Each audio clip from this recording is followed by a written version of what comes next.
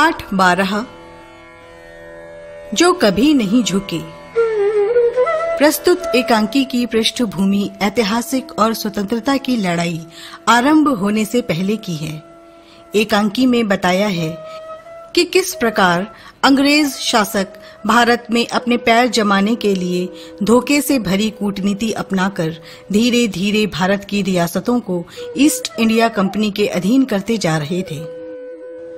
इस एकांकी नाटक में उस समय की एक ऐतिहासिक घटना का वर्णन है जब अंग्रेज भारत की एक एक रियासत को अपने अधीन कर रहे थे।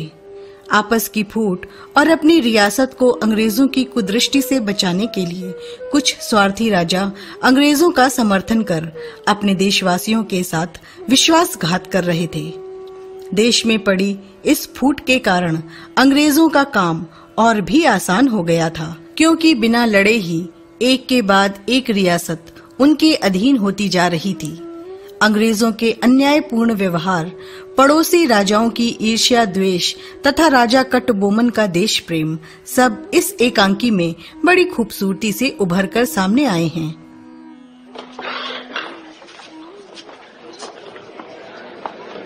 क्यों राजा साहब तख्त छिन जाने से तड़प रहे हैं?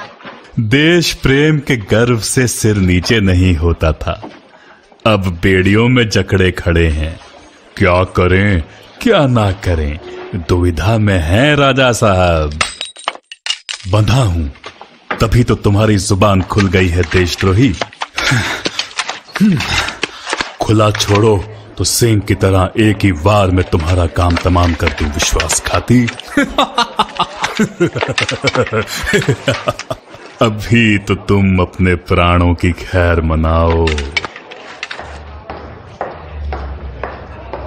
शांत रहो। मद्रास के गवर्नर बहादुर बैनरमैन कचहरी में पधार रहे हैं। बैठिए।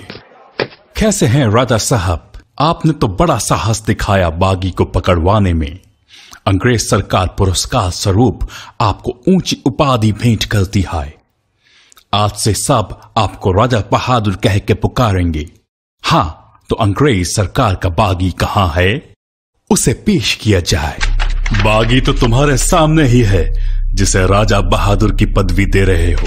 यह कायर आज बहादुर कहला रहा है।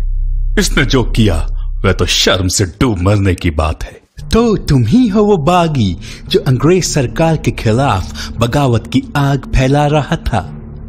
पर कटबोमन, तुम भूल गए कि अंग्रेजों से बच निकलना लोहे के चने चबाना है। लोहे के चने तो मैं अंग्रेज सरकार को चबवाता यदि ये कायर लालच में आकर मुझे धोखे से ना पकड़वाता। भला कायरों का साथ कायर ही तो देंगे।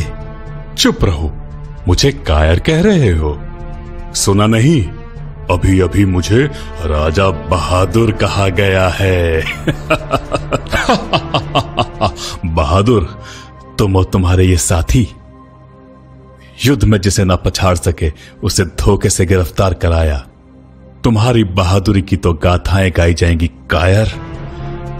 और अपनी मातृभूमि को गुलामी की बेड़ियों में बांधने वाले कायर राजा बहादुर आने वाली पीढ़ियां तुम्हारे नाम पर थूकेंगी। बंदी होकर भी जुबान चला रहे हो। पुदकोटे के राजा हमारे मित्र हैं।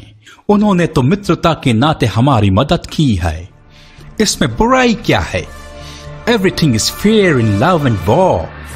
युद्ध और प्रेम में सब जायज है। सही कह रहे हो। लकड़ी विजातीय लोहे से मित्रता करके अपनी ही जाति के नाश का कारण बनती है। ऐसे ही वफादार मित्रों के कारण मेरी भारत मां गुलामी की जंजीरों में जकड़ी जा रही है। देश के ये कपूत ही तो इसकी गुलामी का कारण बने हैं। चुप रहो, हमारे पास समय नहीं है तुम्हारी देशभक्ति और मातृ प्रेम का बखान सुनने का।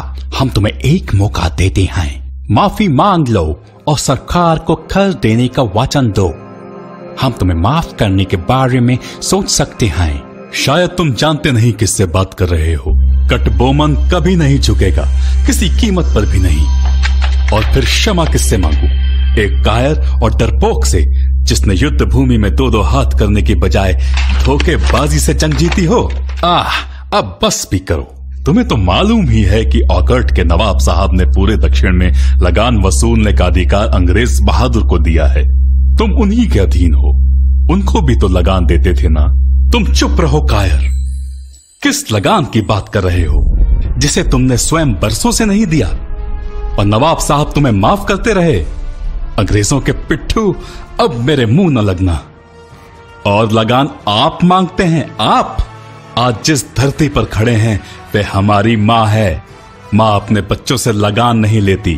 बादल वर्षा करते हैं तो क्या लगान मांगते हैं?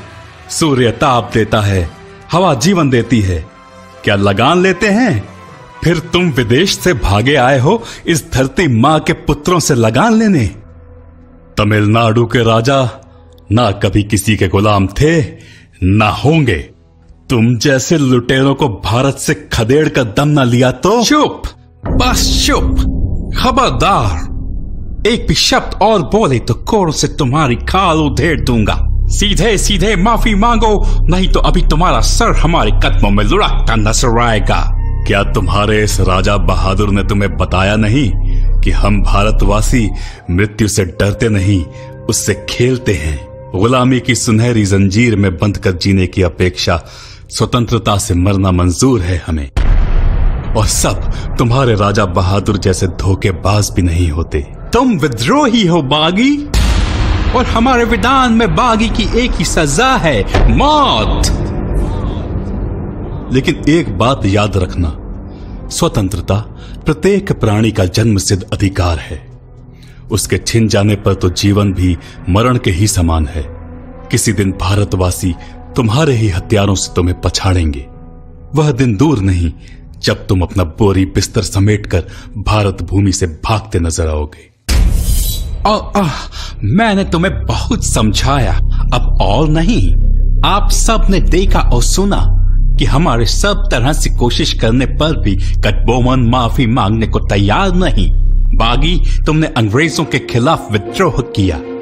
हमारे कई सैनिक भी तुम्हारे साथ हुई मुठभेड़ में मारे गए हैं। तुम्हारे इन सब कारनामों की सजा है मौत। हम तुम्हें सजाए मौत देते हैं। कल सुबह होते ही तुम्हें फांसी पर लटका दिया जाएगा। अपनी कोई अंतिम इच्छा हो तो बता दो।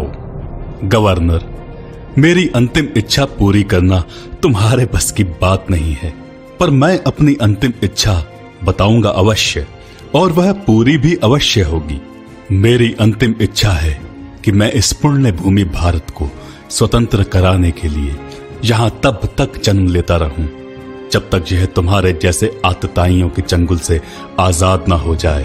भारत माता की जय, स्वतंत्र भारत की जय, जननी जन्मभूमि की जय।